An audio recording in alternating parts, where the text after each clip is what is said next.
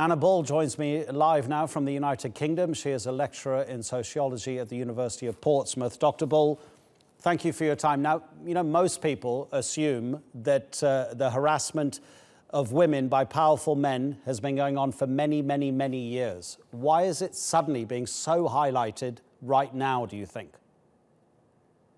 You're right, this has been going on for a very long time.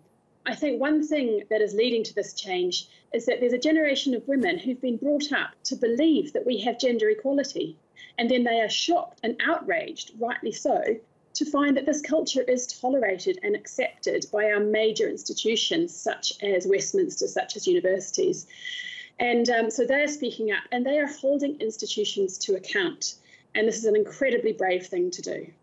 Is there anything that, if we talk specifically about the political world, that world could learn from your sector in education?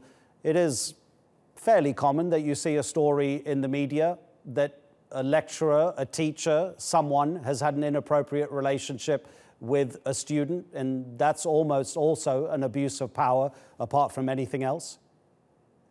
Exactly. So my group, the 1752 group, is a research and lobby organisation that's working to address staff sexual misconduct in higher education.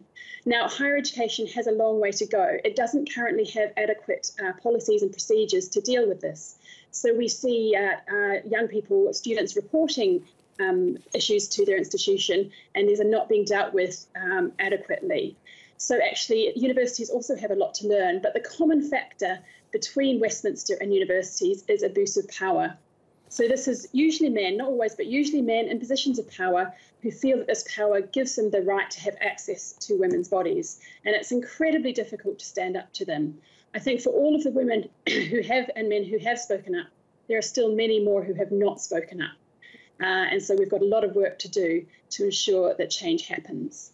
Dr. Bull, briefly, just finally, if you don't mind, as a sociologist, what does it say about society when the supposed leader of the free world admits to groping women without their consent and keeps his job as the President of the United States?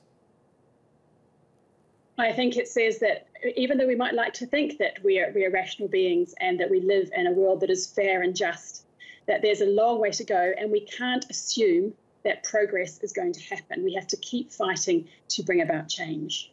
Anna Bull, we appreciate your time. Thank you.